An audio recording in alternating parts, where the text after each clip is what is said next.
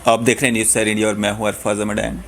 आज की खास मुलाकात में हमारे साथ मौजूद हैं अमित कपूर साहब, जो कि पेरेंट्स एसोसिएशन के प्रेसिडेंट हैं। सर, स्वागत है आपका न्यूज़ सर इंडिया में। थैंक यू अरफाज जी। अमित जी, पिछले काफ़ी समय से जो है आपने एक मुद्दा जो है कहीं काफ़ी लोग जो है उस पर हिचकते हैं उस पर सामने आने के लिए, और आपने एक मुद्दा उठाया हुआ है जो प्राइवेट स्कूल्स हैं, जो उनकी लूट मार जो चलती आ रही पिछले कई दशकों से, उसके खिलाफ आपने एक आवाज़ उठाई है, एक हौसला आपने दिखाया है लोगों में कि हम भी इनके खिलाफ जो आवाज़ उठा सकते हैं।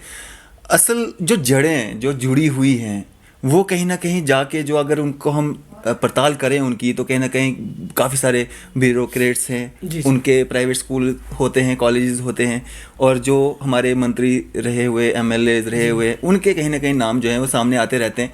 और ये भी एक मेन कारण है कि जो इनका जो लूटमार है वो कहीं ना कहीं जो अरूज पे है। देखिए सर, मैं इनकी जड़ों की बात करी आपने, तो मैं ये इंटरव्यू बड़ा इन चीज़ों में आपने बहुत गहराई में ये क्वेश्चन जाके पूछा मेरे से। मैं बता दूं आपको, बिल्कुल सही कहा आपने। ये इनकी जो जड़ें हैं काफ़ी मजबूत हैं।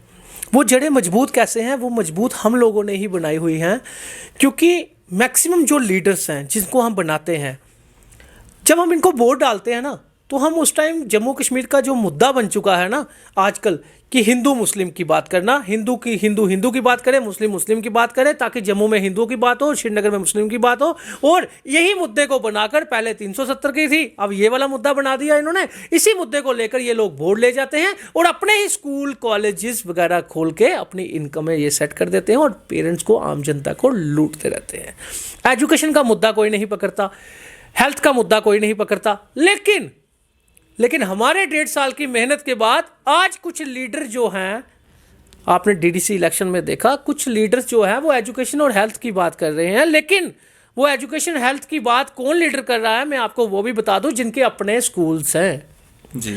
सबसे बड़ी बात मैं आपको बता दूं, लाल सिंह जी हमारे, जी देखिए काफ़ी अच्छी मिनिस्ट्री की इन्होंने। मैं नहीं कहता गलत की या बुरा किया, लेकिन मुझे इस बार उनसे एक बात का बहुत ही ज़्यादा दुख हुआ जब उन्होंने ये कहा कि डोगरे दोगले हैं। दोगले, बिल्कुल। बहुत ही गलत बात कही उन्होंने, मैं ये बर्दाश्त ही नहीं कर सकता।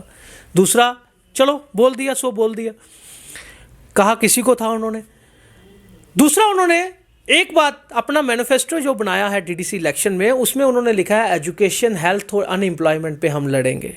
तो मैं उनको पूछना चाहता हूँ, 2 साल से छोड़िए आप, 1 साल से कोविड-19 चल रहा है, पेरेंट्स जो है वो रोडों पे है, इतनी ज़्यादा आवाज़ें बुलंद करने की कोशिश की हमने इस माफिया के खिलाफ।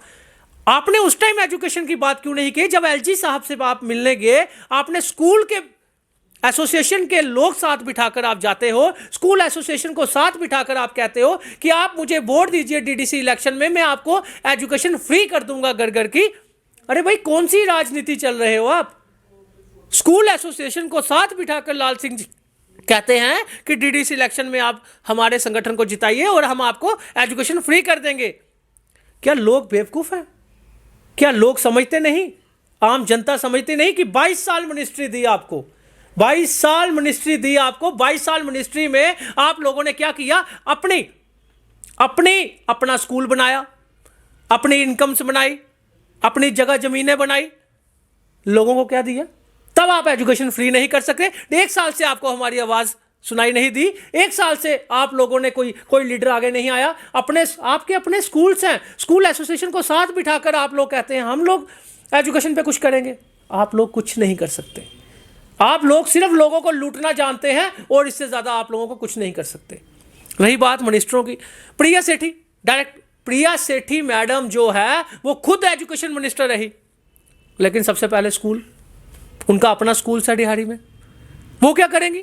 1 साल से क्या 2 साल से उनको पेरेंट्स की आवाज़ नहीं सुनाई दी? हाई कोर्ट का ऑर्डर तक इंप्लीमेंट नहीं ये लोग करवा सके, इन्होंने आवाज़ तक नहीं निकाली। इतने प्रोटेस्ट हुए, इतनी आवाम जनता की आवाज़ें थी कि हमारी फीसें माफ़ करवाई जाएं, किसी ने कोई आवाज़ नहीं निकाली, किसी ने एलजी साहब तक बात नहीं पहुंचाई, और आज वोट मांगने घर घर जा रहे हैं ये लोग, ये मिनिस्टर। तो लोगों को चाहिए इनको कड़े शब्दों में इनको जवाब देना और ऐसे लोगों को बायकॉट करना। ऐसे लोगों को इलेक्शन में जिसके साथ ये खड़े हों उनको, उस इंसान को बायकॉट कर दें।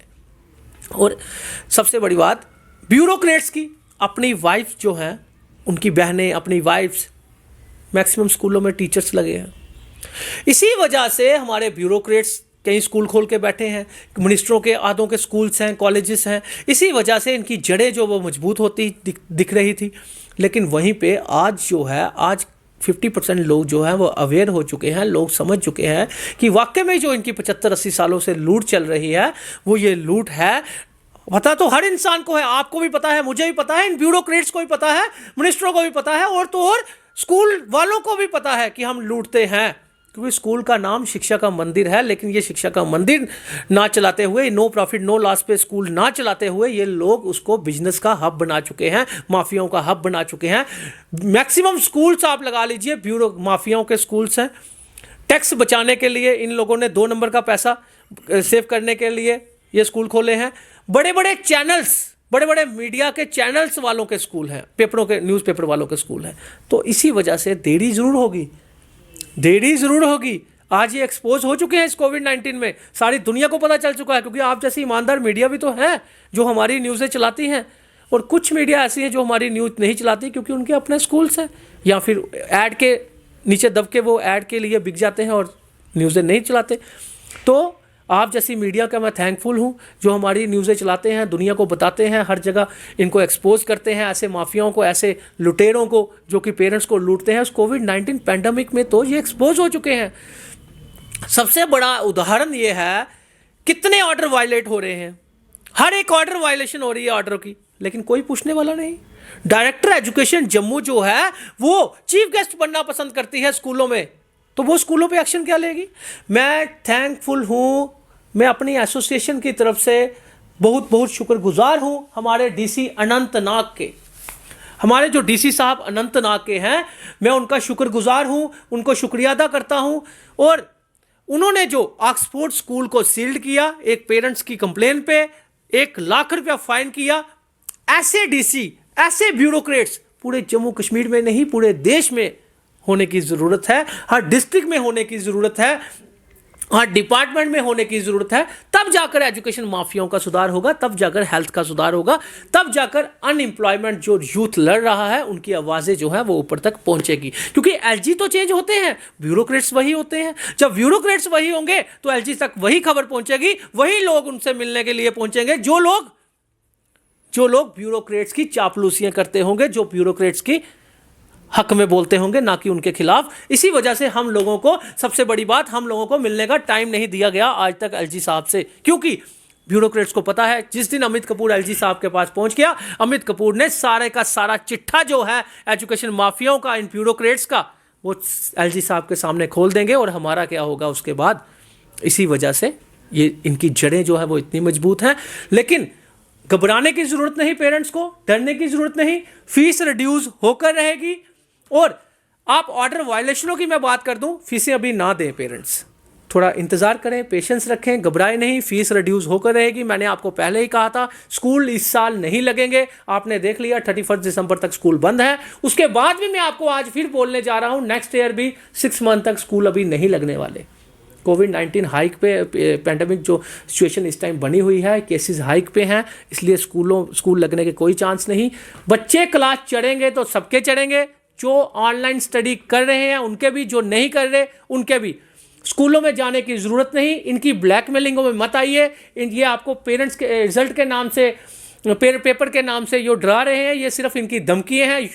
U1 U2 हाफ ईयरली कोई मायने नहीं रखते इस समय, इस पैंडेमिक सिचुएशन में। ये सिर्फ एक ड्रामा है आपसे फीसें लेने का। फीसें मत दीजिए, पेशेंस रखिए, डरिए मत, आपका बच्चा पीछे नहीं रहेगा। कोई आपके बच्चे को स्कूल से निकाल नहीं सकता, क्योंकि कोविड-19 में स्कूल जो है, कोविड-19 में नहीं, ऑल ओवर रेगुलर जो स्कूल है वो नो प्रॉफिट नो लॉस पे होते हैं। लेकिन ये लोग किसी ना किसी बहाने से बिजनेस चलाते हैं, बिजनेस को माफिया बना के रखा हुआ है इन्होंने स्कूल्स को। इसी वजह से आप लोगों को डरने की ज़रूरत नहीं, फीसें मत दीजिए। अब करता हूं मैं ऑर्डर वायलेशनों की बात। 15 अप्रैल को एक ऑर्डर आता है कि 2nd क्लास के नीचे बच्चों को होमवर्क नहीं भेजना। अदर स्टेट में 5th क्लास तक कोई भी ऑनलाइन स्टडी नहीं है, लेकिन हमारी स्टेट जो है, आपको पता है, करप्शन से बढ़ी हुई स्टेट है। सबसे नंबर 1 स्टेट करप्शन में अगर कोई है तो जम्मू कश्मीर है। जम्मू कश्मीर के ब्यूरोक्रेट्स ने टैचियाँ लेकर ऑर्डर तो निकाल दिया, लेकिन एक ऑर्डर सारा ये भी निकाल दिया था कि 2nd क्लास के नीचे बच्चों को हमारे हक में कि ऑनलाइन स्टडी नहीं करवाई जाए। लेकिन एक भी स्कूल नहीं मानता, डायरेक्टर एजुकेशन तो गहरी नींद में सोई होती है, क्योंकि टैचू के रिश्ते हैं इनके साथ। कितनी कंप्लेनें जा चुकी हैं प्ले वे स्कूल के पेरेंट्स से भी फीसें मांगी जा रही हैं। सेकंड क्लास के नीचे बच्चों को जब ऑनलाइन स्टडी की ही नहीं, पंजाब हाई कोर्ट का ऑर्डर है, जिन बच्चों ने ऑनलाइन स्टडी नहीं की उनकी तो फीस बनती ही नहीं, 1 रुपया भी फीस नहीं बनती। उसके बावजूद प्ले वे स्कूल के बच्चों से भी फीसें मांगी जा रही हैं। सेकंड क्लास के नीचे बच्चों को ऑनलाइन स्टडी जब है ही नहीं तो फीस किस बात की।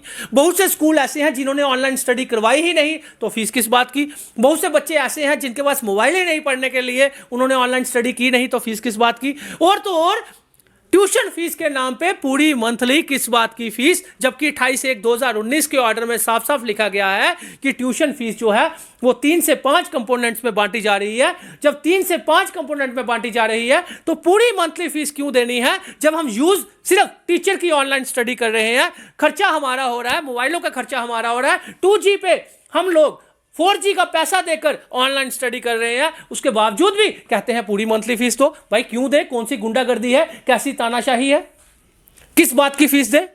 आखिर हमारा फंडामेंटल राइट है एजुकेशन, राइट टू एजुकेशन आप इंप्लीमेंट करवा नहीं सके और फीस कहते हैं ट्यूशन फीस के नाम पे पूरी मंथली फीस दो, जबकि ट्यूशन फीस पूरी मंथली फीस नहीं होती। हाँ, जो 20 to 30% जो आपकी मंथली फीस के हिसाब से 20 to 30% फीस बनती है वो हम देने के लिए तैयार है, जो 200-300 रुपये असगर समून साहब ने भी कहा था। तो उससे ज्यादा फीसें हम क्यों दें? आखिर पूरी मंथली फीस हम क्यों दें? क्या आप लोग हर साल, जो इस साल को छोड़कर, क्या आपने पिछले सालों एनुअल चार्जेस नहीं लिए थे, एडमिशन फीसें नहीं ली थी? जो आज तक 70 सालों से स्कूल चलाते आ रहे हैं, आप लोग एनुअल चार्जेस लेते आए हो, सब कुछ लेते आए हो। इस साल आप लोगों ने सिर्फ ट्यूशन फीस लेनी है, लेकिन बहुत से स्कूल ऐसे हैं अभी भी एडमिशन फीस ली है, एनुअल फीस ली है। जिन्होंने ट्यूशन फीस ली है वो भी पूरी मंथली फीस कैसे ले सकते हैं? इसलिए मैं आपको बताना चाहता हूं कि हमें पेरेंट्स को यूनाइट होने की देर है।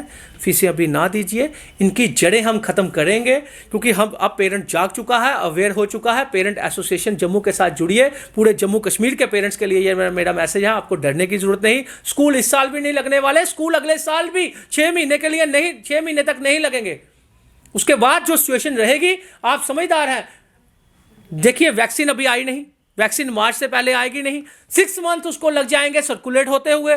जब मार्च महीने के बाद 6 मंथ उसको सर्कुलेट होते लग जाएंगे तो स्कूल खुलने के तो चांस ही नहीं। स्कूल कौन माँ बाप जो ऐसा है जो बच्चों को स्कूल भेजेगा? वहीं ऑर्डर वायलेशन की मैं बात करूं तो ऑर्डर वायलेशन जो कल ऑर्डर निकला, 31 दिसंबर तक सभी स्कूल कॉलेजेस बंद हैं। उसके बावजूद भी हमारा केसी गुरुकुल स्कूल लगा लीजिए, वो जनाब कंसेंट के पहले जो लास्ट ऑर्डर आया था उसमें लिखा था गया 9, 10, 11, 12 के जो कंसेंट देंगे वो स्कूल आ सकते हैं, जो रेगुलर क्लासेस तब भी नहीं लगेंगी। कंसेंट में नो लिखने के बाद भी पेरेंट्स को कहा जा रहा है कि बच्चा स्कूल भेजिए प्री बोर्ड एग्जाम के लिए। तो आप मुझे बताइए कौन सी गुंडागर्दी है भाई साहब? जब ऑर्डर आ चुका, अब 31 दिसंबर तक स्कूल बंद है, किस बेस पे आप, जब कंसेंट में नो लिखा गया है तो फिर भी आप स्कूल में पेरेंट्स को बुला रहे हैं? कौन सी गुंडागर्दी है? राजौरी पुंछ में सारे स्कूल खुले हैं, डोडा किश्तवाड़ में स्कूल मैक्सिमम खुले हैं, श्रीनगर में कई स्कूल खुले हैं, जम्मू में भी कुछ स्कूल ऐसे हैं जो स्कूलों में बच्चों को गाँव दराज में बुला रहे हैं। किस बेस पे? एक भी बच्चा अगर स्कूल में कोविड पैंडेमिक सिचुएशन में पॉजिटिव आ गया तो मैं उस स्कूल की बैंड बजा के रख दूंगा, कोर्ट में घसीट लूंगा अगर उस स्कूल ने, जो भी स्कूल ऐसे हरकतें कर रहा है। और फिर पेरेंट्स को कहना चाहता हूं, आप सगे माँ बाप हैं, अपने बच्चों का सोचिए। बच्चे हैं तो जहान है, अगर बच्चे नहीं तो कुछ भी नहीं। इसलिए अपने बच्चों की सोचिए, इन टीचरों की ब्लैकमेलिंगों में मत आइए, क्योंकि टीचरें इनके दबाव के नीचे बन चुकी हैं। पहले टीचरों का दर्जा होता था, गुरु का दर्जा होता था, उनको हम पूछते थे।